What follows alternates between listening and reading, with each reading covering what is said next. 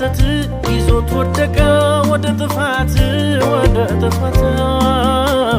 ማንም እንዳይድን ይሄ ቢረዳ ሊከፍለው መጣ ለኃጢአት ዕዳ ወይ ለኔ ዕዳ የኃጢአት ደሞዝ ነውና ሞት ሞቴን ሞተልኝ ሰጠኝ ሕይወት ኃጢአት ተሻረ ከእኔ ላይ በፈሰሰልኝ ጎልጎታ ላይ ቀራንዮ ላይ በገዛ ደሙ ወርቃ ወረደ የጠፋሁትን ስለወደደ ኃጢአት ተብዬ ስም ለወጠልኝ በደሙ አንስቶ ጻድቅ አስባለኝ ከደጉ አባቴ አሁን ተርቆ በቅዱስ ደሙ ስለታጠብኩ ሌላ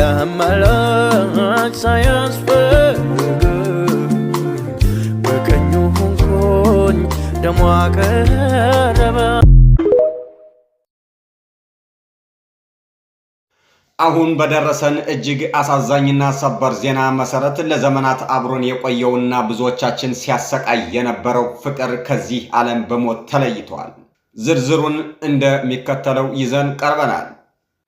ፍቅር ለረጅም ጊዜ በገንዘብ እጥረትና በፌክ ወሬዎች ሲታመም ቢቆይም አሁን ግን እውነተኛ አፍቃሪ ጠፋ በሚል በደረሰበት ከፍተኛ ድንጋጤ ሕይወቱ ማለፉ ተሰምቷል። አድማጮቻችን ዶክተር ቢቸግር እንዳሉት ከሆነም ፍቅር የሞተው በቫይረስ ሳይሆን ሰዎች በብዛት ለጥቅም ብቻ ስለተጠቀሙበትና በሱ ስም ስለነገዱበት ነው ብለዋል። ለፍቅር ሞት ዋነኛ ተጠያቂና ምክንያት ናቸው የተባሉት የባንክ አካውንት፣ የመኪና ቁልፍና ማስመሰል የተባሉ 3 በሽታዎች እንደሆኑ ዶክተር ቢቸግር አክለው ገልጸዋል። ፍቅር ከመሞቱ በፊት ንብረቴን በሙሉ ለውሸት ለጥቅምና ለብሎክ አውርሻለሁ የሚል ኑዛዜ ጥሎ መሄዱም ተሰምቷል። የቀብር ስነ ስርዓቱ በሁሉም ማህበራዊ ሚዲያ ወይም ሶሻል ሚዲያዎች ላይ በላይክና በሸር እንዲፈጸም ተወስኗል። ከአሁን በኋላ የኔ ፍቅር ማለት በህግ የሚያስቀጣ ሲሆን በዚህ ፈንታ 24 ሰዓት ቤት ዘግቶ መነፋረቅ እንደሚቻል የጤና ጥበቃ ሚኒስቴር አስታውቀዋል። ስላዳመጣችሁን እናመሰግናለን።